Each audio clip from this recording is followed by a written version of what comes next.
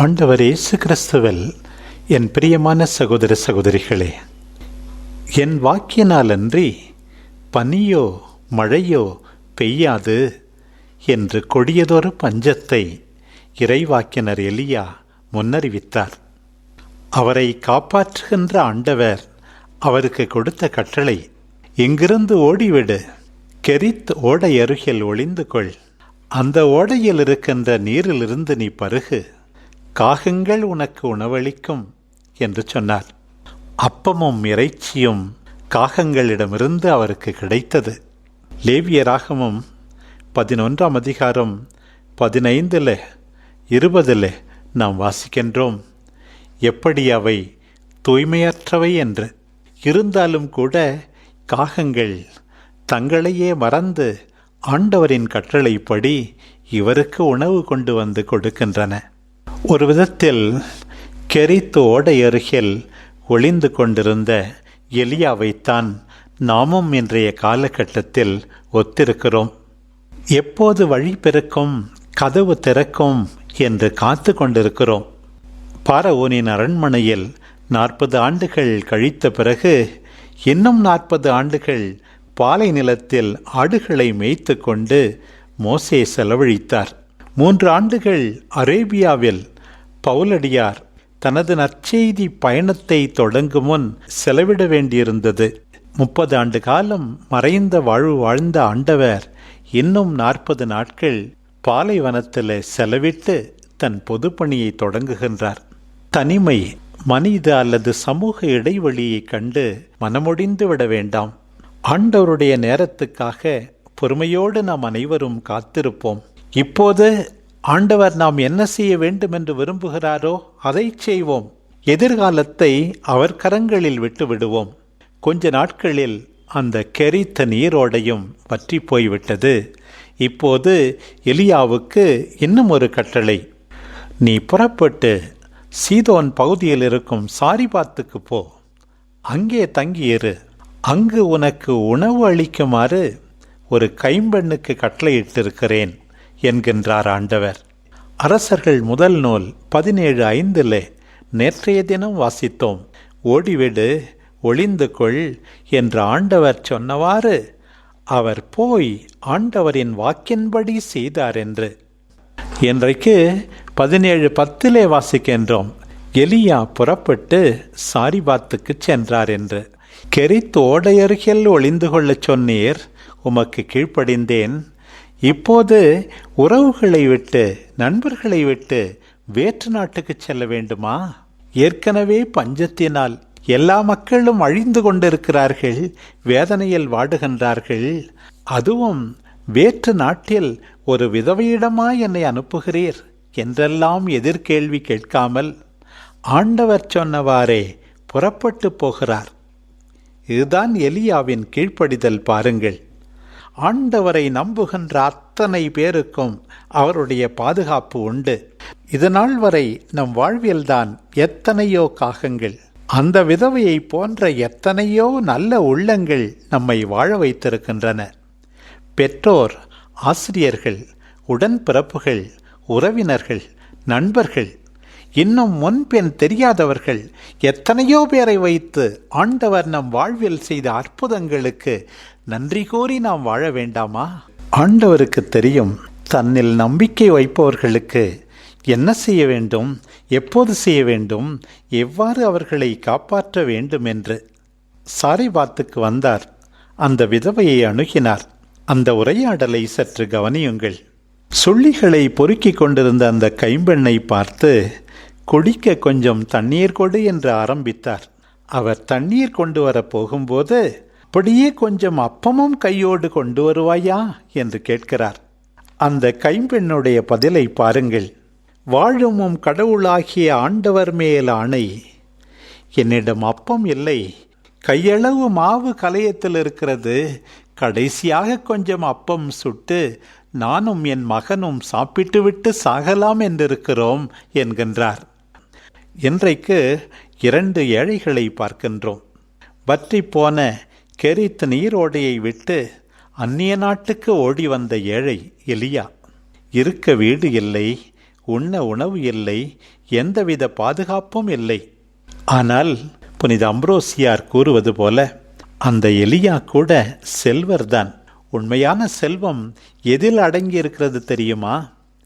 யாக்கோபும் பேறு பெற்ற வாழ்வும் என்ற தன்னுடைய நூலிலே புனித அம்ப்ரோசியார் குறிப்பிடுகின்றார், மோசேயைப் போல உலக அதிகாரம் இல்லாமல் இருக்கலாம், செல்வச் செழிப்பு பின்னணி அவருக்கு இல்லாமல் இருந்திருக்கலாம், ஆனால் இறைவனை சொந்தமாக்கி கொண்டதில், மற்றவர்களை செல்வராக்கியதில் 2 பேருமே செல்வர்கள்தான் என்று உரைக்கின்றார். இன்னொரு ஏழை பஞ்சத்தினால் அடிபட்டு சாவை நெருங்கிக் கொண்டிருந்த அந்த சாரபாத்து விதவை. இவர்கள் மீது ஆண்டவர் அக்கறை கொண்டிருக்கிறார். அதே ஆண்டவர் இன்றைக்கு உங்கள் மீதும் என் மீதும் துன்புறுகின்ற அத்தனை சகோதரர் சகோதரிகள் மீதும் இரக்கம் கொள்கின்ற அன்பு தெய்வம். எலியாவின் வாக்குறுதியை பாருங்கள். நீ அஞ்சாதே, நீ சென்று அப்பம் சுடு, முதலில் எனக்கு ஒரு சிறிய அப்பம், பிறகு உனக்கும் உன் மகனுக்கும் என்கின்றார். அவர் கூறியவாறே மழை பெய்யும் வரை மாவு தீரவில்லை, எண்ணெய் குறையவில்லை. அவரும் அவர் மகனும் அவருடைய வீட்டாரும் பல நாட்கள் சாப்பிட்டனர்.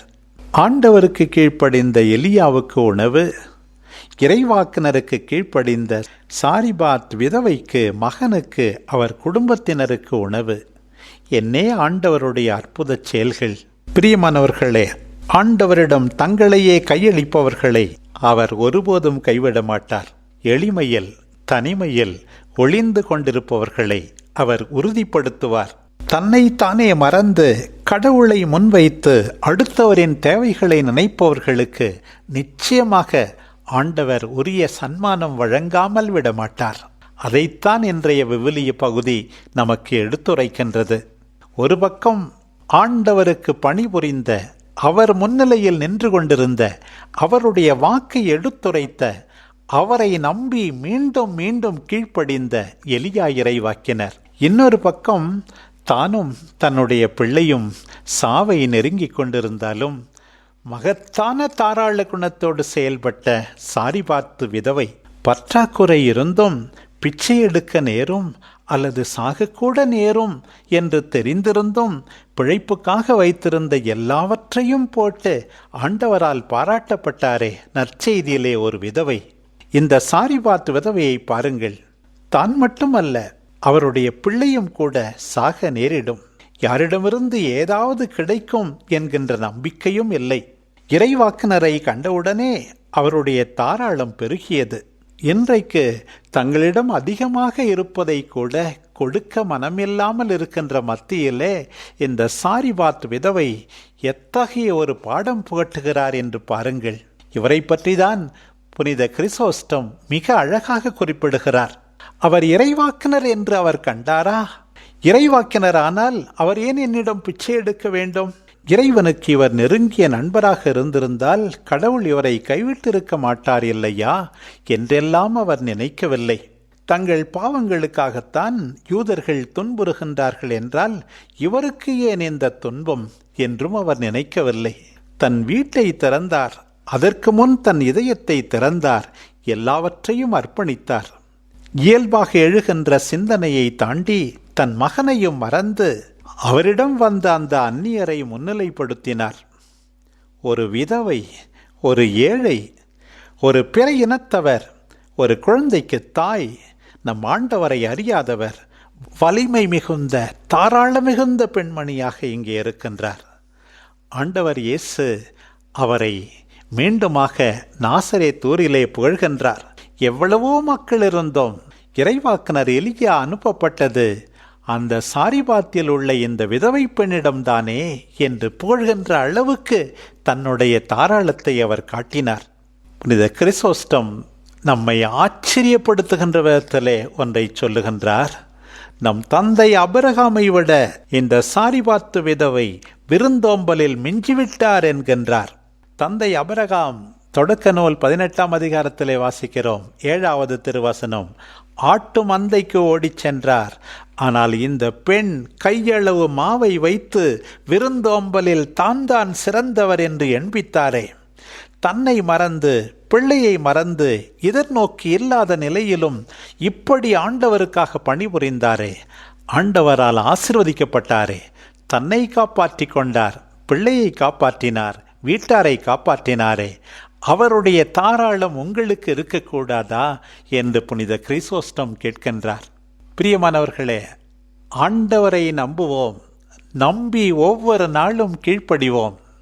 வாழ்கின்ற கடவுள் அவர் செருக்குற்றோரை சிதறடிக்கிறார் என்பதை ஒருபோதும் மறக்காதிருப்போம். நாம் தாராளமாய் இருக்கும்போது, கீழ்ப்படியும் போது நம்மை ஆண்டவர் ஆசீர்வதிப்பார் என்று நம்புவோம். நாம் ஒளிந்து கொண்டிருக்கலாம், அந்நிய நாட்டுக்கு போக நேரிடலாம். ஆனால் அனைத்தும் ஆண்டவரின் கட்டளைப்படிதான் என்று நிகழும்போது எல்லா சூழ்நிலைகளிலும் எல்லாவித இடர்களிலிருந்தும் ஆண்டவர் நம்மை காப்பாற்றுவார். நம்முடைய கீழ்ப்படிதலுக்கு, ஆண்டவரை பற்றி கொண்டிருப்பதற்கு, நம்முடைய தாராள குணத்திற்கு நிச்சயமாக கைமாறு உண்டு. அர்த்தமுள்ள வாழ்வு வாழ்வோம்.